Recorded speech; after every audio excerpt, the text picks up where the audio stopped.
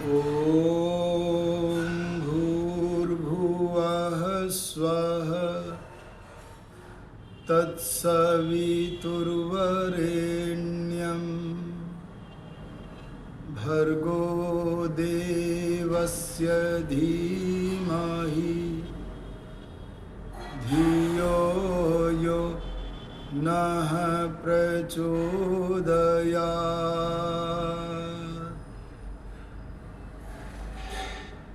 आदरणीय पवित्र आत्माओं, आज हम ऋषि मुनि व साधकों में प्रसिद्ध गायत्री मंत्र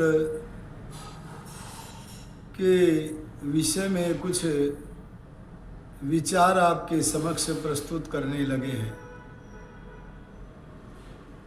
गायत्री मंत्र के आरंभ में 3 व्याहृतियां लगी हुई हैं। उन 3 व्याहृतियों में पहली व्याहृति है भूहु।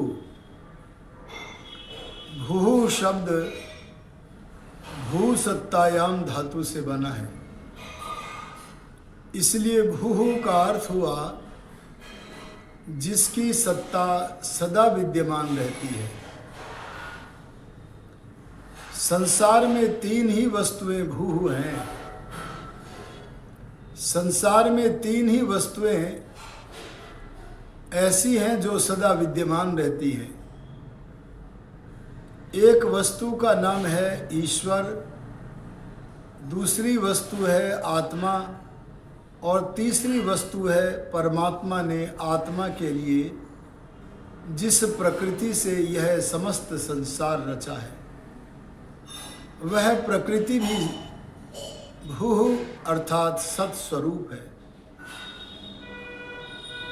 प्रकृति से बने हुए पदार्थ सूर्य चंद्रमादि यथा पूर्व परमात्मा ने बनाए हैं। जो पदार्थ बने हुए हैं वे एक दिन विनाश को प्राप्त होते हैं। उनकी सत्ता, उनकी विद्यमानता कुछ ही समय के लिए होती है, लेकिन ईश्वर, जीव व प्रकृति नित्य है, सदा विद्यमान रहते हैं। ये तीनों पदार्थ कभी उत्पन्न नहीं हुए हैं, इसीलिए कभी विनाश को भी प्राप्त नहीं होंगे। जिस समय हम गायत्री मंत्र के द्वारा संध्या में बैठे, ध्यान के उत्तम साधन संध्या में बैठे, उस समय हमें केवल परमेश्वर का ध्यान करना चाहिए। इसलिए संध्या में भू शब्द से प्रकृति व प्राकृतिक पदार्थ अथवा आत्मा का विचार न करके, किसी जीव का विचार न करके परमेश्वर के चिंतन में निमग्न रहना चाहिए।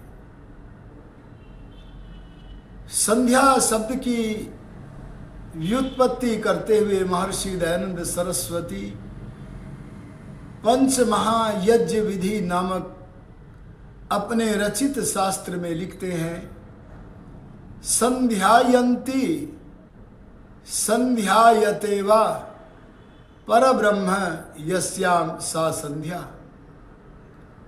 जिसमें परमेश्वर का ही विचार किया जाए, परमेश्वर का ही ध्यान किया जाए,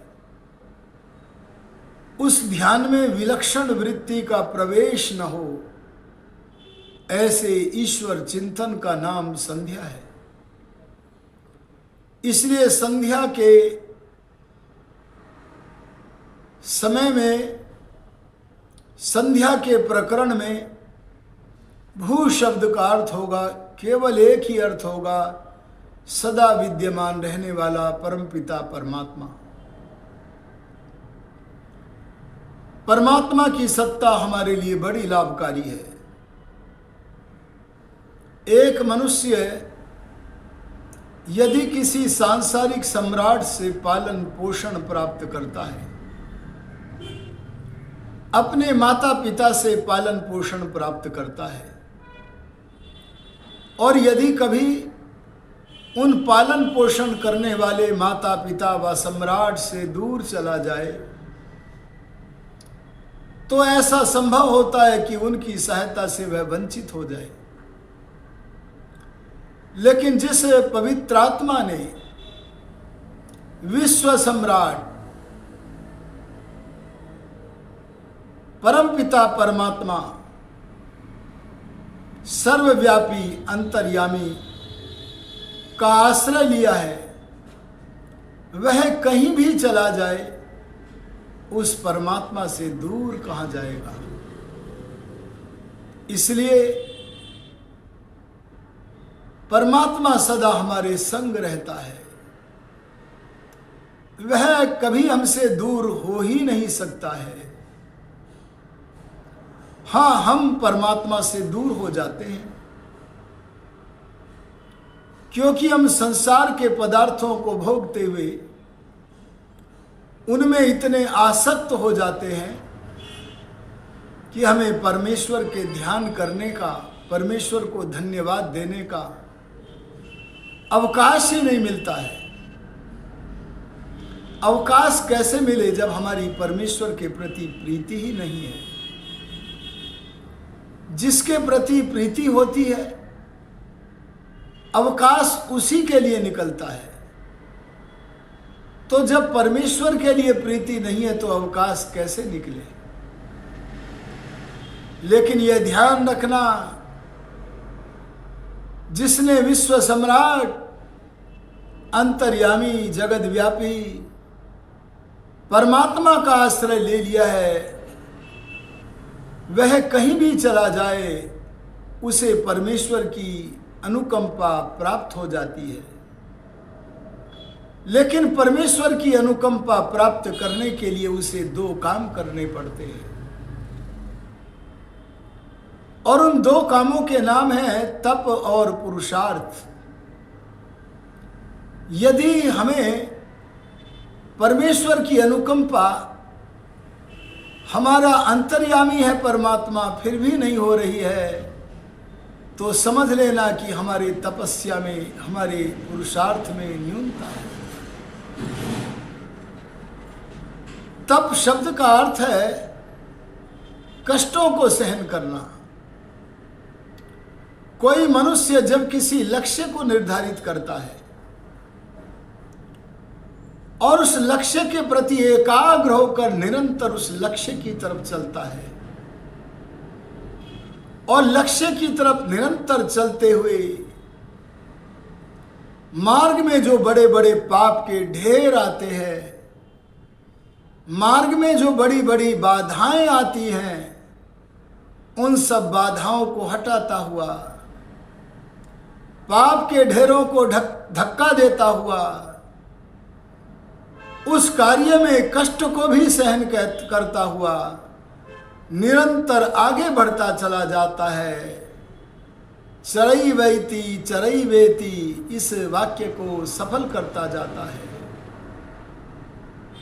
ऐसा आत्मा तपस्वी कहलाता है। अगर हमने संकल्प लिया है कि हम परमेश्वर को प्राप्त करेंगे, तो हमें सबसे पहले यम नियम आदि का पालन करना होता है। हमारे आंख नाक कान आदि इंद्रियों के जो प्रवाह हैं, वे रूप रस गंध आदि विषयों की ओर बह रहे हैं, चल रहे हैं। लेकिन हमारे आंख नाक कान आदि इंद्रियों के प्रवाह सदा सही चल रहे हों, यह आवश्यक नहीं है। हम उन दृश्यों को भी देखने लगते हैं जो देखने के योग्य नहीं है। हम उसे भी सुनने लगते हैं जो सुनने के योग्य नहीं है। ऐसी बुरी स्थिति में हमें अपनी इंद्रियों के प्रवाह को रोकने के लिए परिश्रम करना होता है,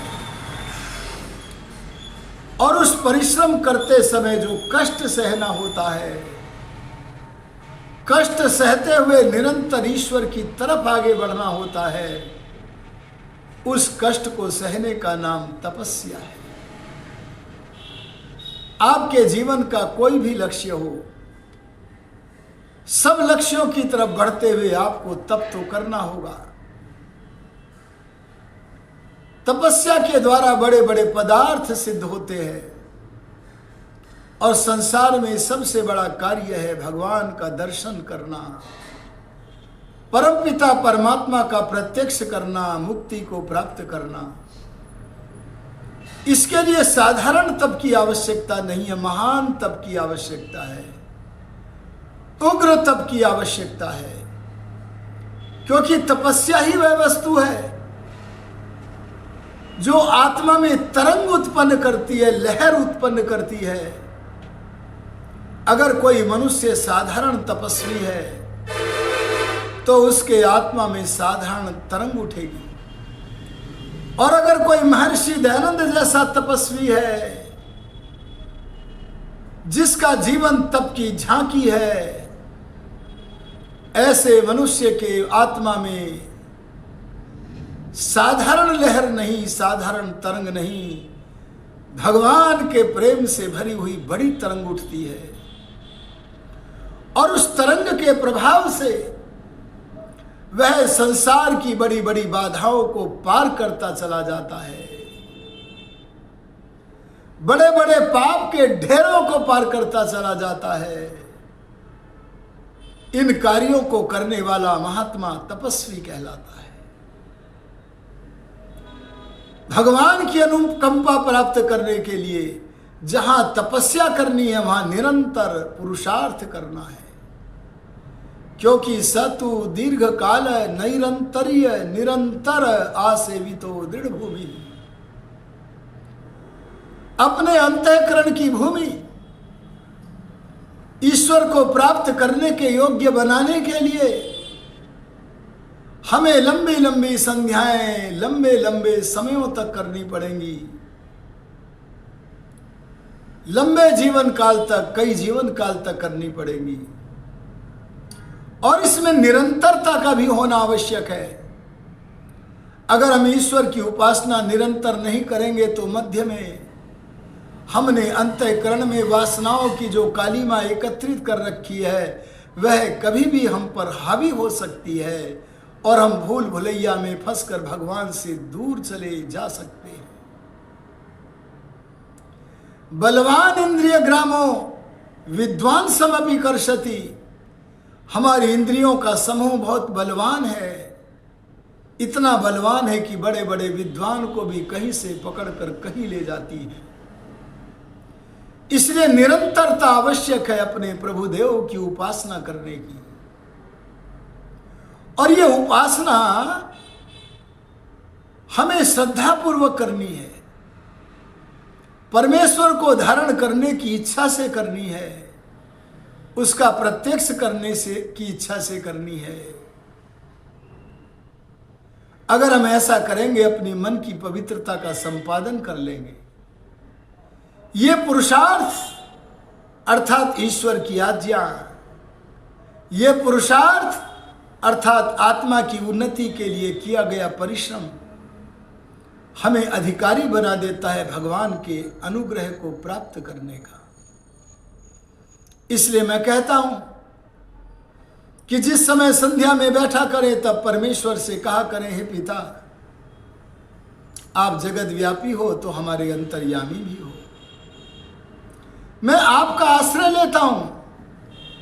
यस्य छायामृतम यस्य मृत्यु, जो परमेश्वर का आश्रय लेता है वो मोक्ष को प्राप्त कर जाता है, और जो भगवान को भूल जाता है उसका विस्मरण कर जाता है, संसार के पदार्थों में लालसा का विकराल रूप धारण करके दौड़ता रहता है।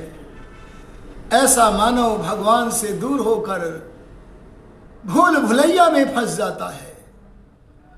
इसलिए हे प्रभु मुझे ऐसी शक्ति दो कि मैं ईश्वर प्रणिधान अर्थात अपने शरीर को, अपनी इंद्रियों को, अपनी बुद्धि को, मन को, आत्मा को, सबको आपको समर्पित कर दूं। जिससे कि मैं मोक्ष आदि धनों को सिद्ध कर सकूं। इसलिए अंतर्यामी परमात्मा से ही सहायता मांगते हुए पूर्ण पुरुषार्थ करो, तपस्या करो कि हे प्रभु मैं आपको समर्पित बना रहूं। आप ही मेरे परम गुरु हैं, मैं आपको समर्पित होता हूं। और हे प्रभु जब जब मैं समर्पित होऊंगा, आपकी आज्ञा में रहकर कर्म करूंगा, अर्थात पुरुषार्थ करूंगा, तो मेरा जीवन सात्विक हो जाएगा। जब मैं तमोगुणी अवस्था में था, मेरा मन अंधकार से युक्त था, अज्ञान अंधकार से। प्रभुदेव आप मेरे अंदर होते हुए भी मुझसे बहुत दूर थे। और जब मैंने तमोगुण को छिन्न भिन्न किया, थोड़ा सा सत्वगुण पैदा हुआ, लेकिन प्रबल मात्रा में रजोगुण रहा, तो मेरे अंदर थोड़े से सत्वगुण के कारण कभी कभी जो ज्ञान का प्रकाश होता था वह टिक नहीं पाता था, स्थायित्व को नहीं प्राप्त कर पाता था। उसे तो रजोगुण की चंचलता उठा करके फेंक देती थी और मैं अकेला खड़ा रहता था। हे प्रभु ऐसी कृपा करो, आपकी आज्ञा में बना रहकर, आपकी अध्यक्षता में बना रहकर प्रत्येक कर्म करता रहूं। ऐसे करने से मेरे जीवन में सत्वगुण का प्रकाश होगा, सत्वगुण की स्थापना होगी। और सत्वगुण की स्थापना होकर कितना मेरी बढ़ती होगी। कभी योगीराज कृष्ण की इस बात को महर्षि वेद व्यास ने अपने शब्दों में संपादित करके गीता में भी कहा था, अन्य ऋषियों ने भी कहा है, तत्र सत्वम निर्मलत्वात् प्रकाशकम अनामयम सुख संगेन बधनाति ज्ञान संगेन चानघ। सत्वगुण प्रकृति से निर्मित, अरे प्रकृति का एक अंग है, और वह प्रकृति का एक अंग बड़ा निर्मल है जिसे सत्वगुण कहते हैं। और वह निर्मल होने से प्रकाशक है, ज्ञान का प्रकाश करने वाला है, अनामय है, रोग रहित है।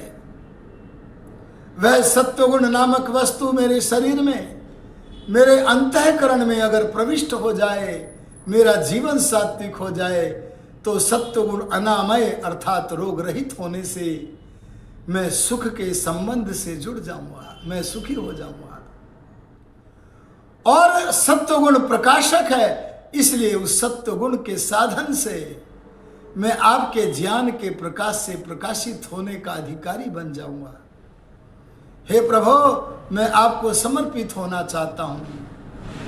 अपने समस्त कार्य तमोगुण के क्षेत्र में नहीं, सत्वगुण के क्षेत्र में रखना चाहता हूं, जिससे कि मैं सदा आपकी आज्ञा में वर्तमान रहूं।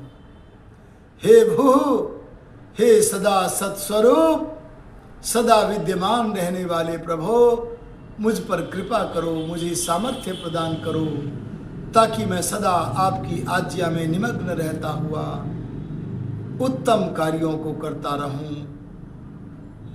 अब तो मैं इतना ही विचार अपने श्रोत्री मंडल के सामने रखता हुआ, स्वयं को भी इन विचारों से भाव विभोर करता हुआ अपनी वाणी को विरमित करता हूँ। ओम शब्द